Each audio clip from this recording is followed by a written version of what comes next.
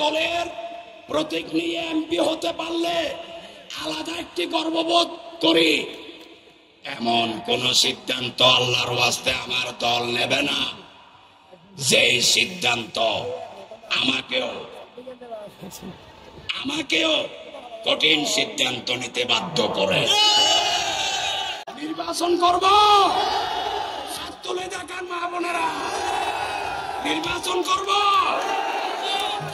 ইনশাআল্লাহ, ইনশাআল্লাহ, ইনশাআল্লাহ, ইনশাআল্লাহ। বাঁশখালীর মানুষকে ফেলে আমি যাব না। এ আল্লাহ,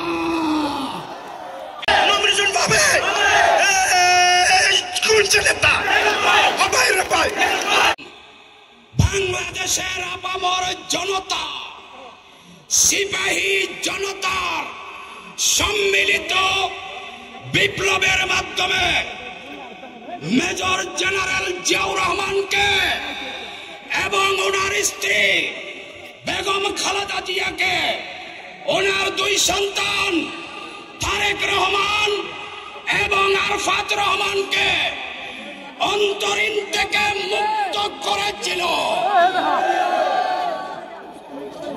জেনারেল জিয়াউর রহমান এবং ওনার পরিবার মুক্ত হয় নাই, মুক্ত হয়েছিল বাংলাদেশের গণতন্ত্র, মুক্ত হয়েছিল বাংলাদেশের সার্বভৌমত্ব, মুক্ত হয়েছিল বাংলাদেশের স্বাধীনতা। আজকে সেই দিন আমরা উদযাপন করতে এসেছি। এই যে লক্ষ লক্ষ মানুষ এখানে উপস্থিত হয়েছেন, আপনাদেরকে কি দিয়ে আমি ধন্যবাদ জানাবো আমি আজকে ভাষা খুঁজে পাই না। প্রিয় ভাইরা, আমি একজন সাধারণ কৃষকের ছেলে, আমি কৃষকের ছেলে, আমি শ্রমিকের ভাই। আমার সব সময় আস্থা ছিল বাঁশখালীর আপামর জনতার প্রতি, কিন্তু আপনারা লাখ লাখ মানুষ এখানে উপস্থিত হবেন সেটা এরকম আমি কল্পনা করি নাই। প্রিয় ভাইরা, যারা মিছিল করে এসেছেন আল্লাহর ওয়াস্তে মিছিল বন্ধ করেন। প্রিয় ভাই এবং বোনেরা, আপনারা জানেন 1985 সাল থেকে আজ পর্যন্ত আমি বাংলাদেশ জাতীয়তাবাদী ছাত্র দল এবং জাতীয়তাবাদী দলের সাথে জড়িত। আমার সারা জীবন কেটেছে মানুষের সাথে। আমি মানুষ ছাড়া কিছু চিনতাম না। আমি বিএনপি করার পাশাপাশি মানুষের সমস্যায় সব সময় ছুটে গিয়েছি, মানুষের পক্ষে কথা বলেছি, মানুষের জন্য ভূমিকা রেখেছি। আজকে আপনাদের লাখ লাখ মানুষের উপস্থিতি আমার 40 বছরের যে ত্যাগ, সেই ত্যাগকে আপনারা সার্থকতা দিয়েছেন। এটা আমি আল্লাহর কাছে শুকরিয়া আদায় করতেছি। প্রিয় ভাইরা, কলেজ জীবনে ছাত্রলীগের মার খেয়েছি, শরীর থেকে অসংখ্যবার রক্ত জড়িয়েছি, বিশ্ববিদ্যালয়ে শিবিরের মার খেয়েছি, অসংখ্যবার আমার শরীর থেকে রক্ত ঝরেছে, জেল কেটেছি, জাতীয় পার্টির মার খেয়েছি।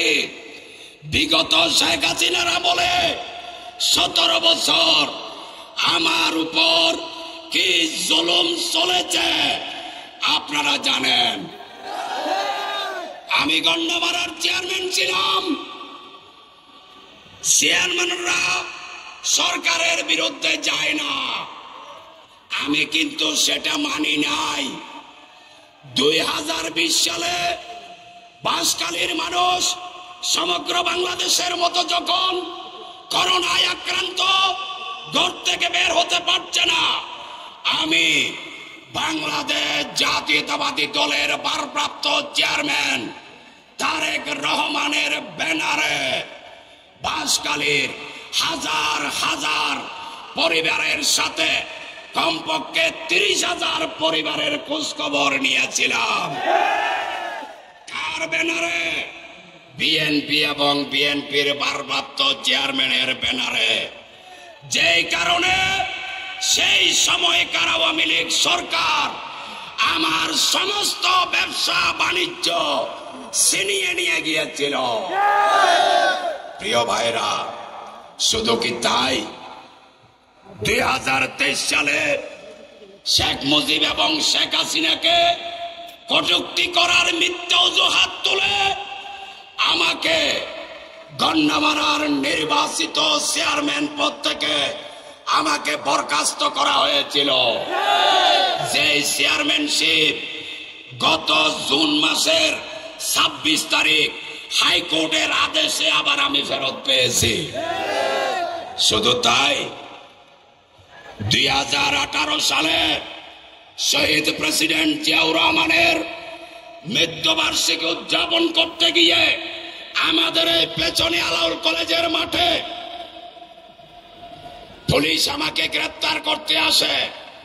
আমাদের কর্মীরা এই গেটের মধ্যে পুলিশকে ব্যারিকেড দেয়। আমি তখন 24 মামলার আসামি। আমি সেখানে বক্তব্য দিয়ে আমি চলে যাওয়ার পর তারপরের দিন আখতারুজ্জামান চৌধুরীর ভাগিনা আব্দুল্লাহ কবির চৌধুরী লিটন বাদী হয়ে আমার বিরুদ্ধে রাষ্ট্রদ্রোহ মামলা করেছিল। আপনাদের মনে আছে? এর পরের দিন এমপি মুস্তাফিজুর রহমানের পিএস মরহুম চেয়ারম্যান তাজুল ইসলাম বাদী হয়ে শেখ হাসিনাকে গালি দিয়েছি বলে মানহানি মামলা করেছিল। বিএনপি কি শুধু বাঁশখালীতে আমি করেছিলাম? চেয়ারম্যান থেকে বরখাস্ত হইল আমি, রাষ্ট্রদ্রোহ মামলা খাইল আমি, মানহানি মামলা খাইল আমি। এটাতে কি শেষ? 2023 সালে 28শে অক্টোবর ঢাকা পল্টনে পুলিশ মার্ডার হয়েছিল, ঠিক কিনা? সেই মামলায় চট্টগ্রাম কারাগার থেকে আমাকে ঢাকায় রিমান্ডে নিয়ে আমাকে সোনের দেখিয়ে আমাকে নির্যাতন করা হয়। আপনারা জানেন না? এটাতে কি শেষ? আরো আছে। হাটারাজারি থানায় নাশকতার মামলায় আমাকে আসামি করা হয়। বাকুলিয়া থানায় আমাকে আসামি করা হয়। কোতোয়ালি থানায় আমাকে আসামি করা হয়। পাঁচলাইশ থানায় আমাকে আসামি করা হয়। আমি তো রাজনীতি করি বাঁশখালী, আমি তো রাজনীতি করি চট্টগ্রাম দক্ষিণ জেলায়। চট্টগ্রাম শহরের রাজনৈতিক মামলাগুলো থেকেও আমাকে বাদ দিত না। সেটা আমার দল কিছুদিনের জন্য ভুলে গেলেও আপনারা কিন্তু মনে রেখেছেন, তাই আপনারা এখানে এসেছেন। প্রিয় ভাইরা, কই শুধু কি তাই? 28শে অক্টোবরের পরে সমগ্র বাংলাদেশে যখন আমাদের বাগা বাগা নেতারা আত্মগোপনে চলে গিয়েছিল, আমাদের বাঁশখালী চট্টগ্রাম দক্ষিণের বড় বড় নেতারা যখন মোবাইল বন্ধ করেছিল, আমি কি আমার মোবাইল বন্ধ করতে পেরেছি? আমি আমার বাড়িতে অবস্থান করে সেখান থেকে আমার দলের কর্মকাণ্ড চালিয়েছি। শত শত পুলিশ, বিজেপি, র্যাব আমাকে গ্রেফতার করার জন্য যেত। গন্ডামারা এবং বাঁশখালীর মা বোনেরা, আমার বাপ ভাইয়েরা প্রতিরোধ করে আমাকে গ্রেফতার করতে দেয় নাই। আমি আমার বাড়িতে প্রতিদিন বড় বড় মিটিং করতাম। সারা বাঁশখালীতে আমার কর্মীরা হরতাল করে অবরোধ করে রাত্রে আমার বাড়িতে গিয়ে আশ্রয় নিত। আমি সেইখানে হাজার হাজার মানুষ নিয়ে বক্তৃতা দিতাম। আপনাদের মনে আছে তো? শুধু তাই নয়, ডামি নির্বাচনের আগের দিন, ডামি নির্বাচনের দিন, ডামি নির্বাচনের পরের দিন আমার কর্মীরা জীবনের ঝুঁকি নিয়ে এই উপজেলায় মিছিল করেছিল কিনা? সমগ্র বাংলাদেশে একটি মাত্র মামলা হয়েছিল, নির্বাচন কমিশনের মামলা, সেটি বাঁশখালী থানায়। আসামি একজন, আমি লিয়াকত আলী। বাংলাদেশের নির্বাচন কমিশনের একমাত্র মামলা বাঁশখালী হয়, একমাত্র আসামি আমি ছিলাম।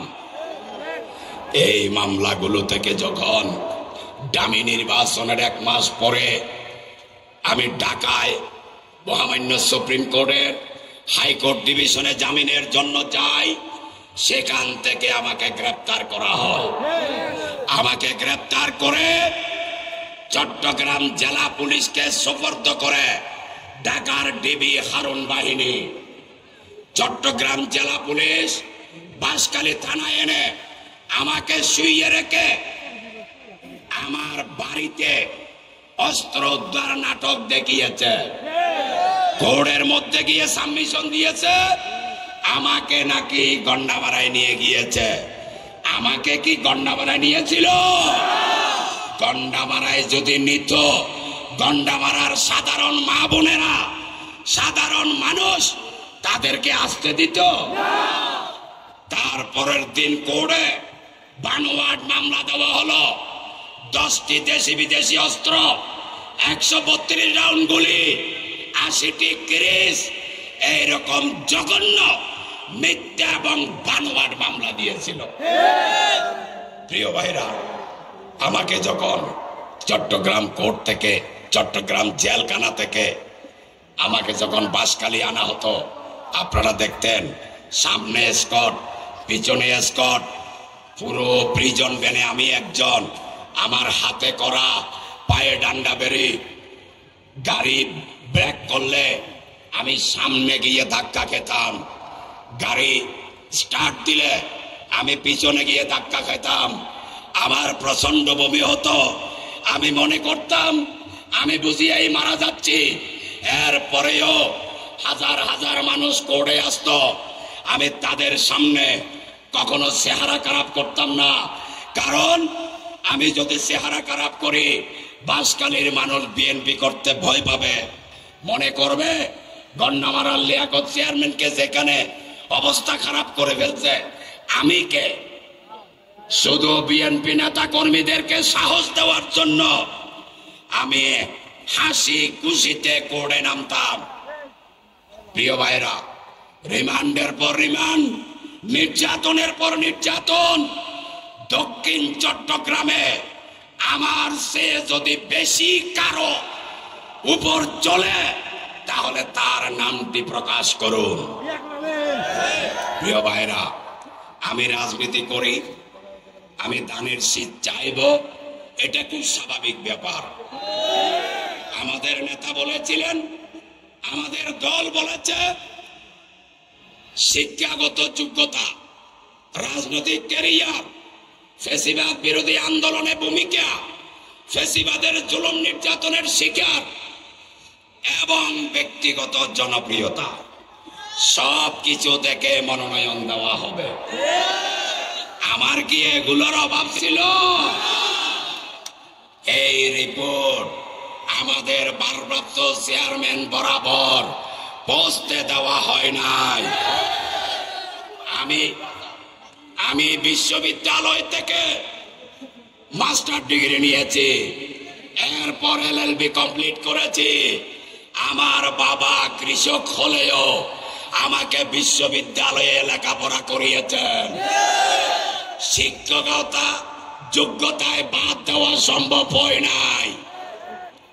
রাজনৈতিক ক্যারিয়ার, আমি তো স্কুল ছাত্র দলের সেক্রেটারি, সভাপতি, ইউনিয়ন কমিটির সভাপতি, কলেজ কমিটির সেক্রেটারি, উপজেলা কমিটির সভাপতি, জেলা কমিটির সভাপতি, কেন্দ্রীয় কমিটির পিন্টু লালটু কমিটির সহ-সাধারণ সম্পাদক ছিলাম এবং 2009 সালে চট্টগ্রাম দক্ষিণ জেলা কমিটিতে যুগ্ম আহ্বায়ক ছিলাম, যখন উত্তর জেলায় গিয়াস কাদের চৌধুরী, আসলাম চৌধুরী যুগ্ম আহ্বায়ক, চট্টগ্রাম নগরে এরশাদুল্লাহ, ডাক্তার সাদাত যুগ্ম আহ্বায়ক, চট্টগ্রাম দক্ষিণ জেলায় গাজী শাহজাহান জুয়েল, সরওয়ার জামান লিজাম যুগ্ম আহ্বায়ক। সেই সময়ে আমি লিয়াকত আলী অল্প বয়সে যুগ্ম আহ্বায়ক হয়েছিলাম। সেই থেকে এই পর্যন্ত একটি মিছিল এসেছে, মিছিলটাকে আমরা অভিনন্দন জানাই। মিছিলকারী ভাইরা স্লোগান বন্ধ করুন, মিছিলকারী ভাইরা স্লোগান বন্ধ করুন। প্রিয় ভাই বোনেরা, মিছিলকারী ভাইরা আল্লাহর ওয়াস্তে স্লোগান বন্ধ করুন। সোনুয়া দেখিত আল্লাহর ওয়াস্তে স্লোগান বন্ধ করুন। প্রিয় ভাইরা, প্রিয় ভাই বোনেরা, রাজনৈতিক ক্যারিয়ার আমার সে বেশি কেউ দেখাতে পারে নাই। শেখ হাসিনার আমলের আন্দোলন মুখী ভূমিকা, দলের কার্যক্রমে আমার সে দৃঢ় কোন ভূমিকা দেখাতে পারে নাই। শেখ হাসিনার সরকারের জুলুম নির্যাতনের শিকার আমার সে বেশি কেউ হয় নাই। তাহলে আমি মনোনয়ন পেলাম না কেন? কারণ আমি সাধারণ একজন মাঝারি ধরনের কৃষকের ছেলে, ছোট কৃষকও না, বড় কৃষকও না। আমার বাবা ছিল একজন মাঝারি ধরনের কৃষক। আমার কোনো চাচা মামা রাজনীতিতে টেনে তোলার জন্য নাই, সেই জন্য আমাকে মনোনয়ন দেওয়া হয় নাই। তার প্রতিবাদ আপনারা এই লক্ষ জনতা এখানে উপস্থিত হয়েছেন। আমি খুব ভারাক্রান্ত মনে, অত্যন্ত বিষণ্ণ হয়ে, মনে বিমর্ষ হয়ে গিয়েছিলাম। কারণ আমার বাবা, আমার তরুণ বয়সে, যুবক বয়সে আমার বাবাকে যখন সব সময় রাজনীতির টাকার জন্য চাপ প্রয়োগ করতাম, আমার বাবা মাঝে মাঝে একটি কথা বলতেন যে, বাবা, বাংলাদেশে কৃষকের ছেলে, শ্রমিকের ছেলে নেতা হয় না। তারপরেও আমি আমার বাবাকে রাজনীতির টাকার জন্য বিরক্ত করতাম। তখন বুঝতাম না আমার বাবার পরিশ্রমের টাকাগুলো আমাকে দিতে ওনার যে কি কষ্ট হতো। আজকে দীর্ঘদিন পর আমি উপলব্ধি করতে পেরেছি। প্রিয় ভাইরা, কারো উপর আমার ভরসা নাই। আমার শেষ আস্থা আমার দলের ভারপ্রাপ্ত চেয়ারম্যান, আমার নেতা, মুসলিম নেতা তারেক রহমানের প্রতি, দেশ নেত্রী বেগম খালেদা জিয়ার প্রতি আমার আস্থা আছে। বিএনপি কখনো জনগণ থেকে বিচ্ছিন্ন ছিল না, এখনো বিচ্ছিন্ন নয়, ভবিষ্যতেও বিচ্ছিন্ন হবে না। মাননীয় ভারপ্রাপ্ত চেয়ারম্যান, আপনার কাছে আকুল আবেদন জানাচ্ছি, এই বাঁশখালীর লাখ লাখ মানুষের জনসমুদ্র থেকে আল্লাহর ওয়াস্তে বাঁশখালীর মানুষের এই ভালোবাসাকে আপনি সম্মান দেখাবেন।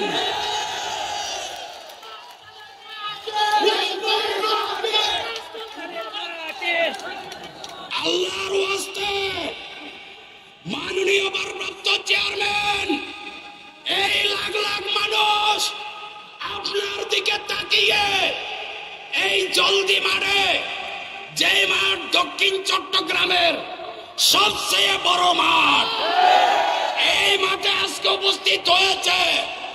আপনি স্বাধীনতার ঘোষক প্রেসিডেন্ট জিয়ার সন্তান, আপনি দেশনেত্রীর সন্তান, আপনি বাঁশখালীর মানুষের চোখের পানির মূল্যায়ন করুন। বাঁশখালীর মানুষ বড় আশায় বুক বেঁধে এখানে এসেছে। আশা করি মাননীয় নেতা আপনি বাঁশখালীর মানুষের চাওয়া পাওয়াকে সম্মান দেখাবেন। এবার বাঁশখালীবাসীর উদ্দেশ্যে দুটা কথা বলি। প্রিয় বাঁশখালীর ভাইয়েরা, বাঁশখালীর সমস্যা আমার চেয়ে বেশি কেউ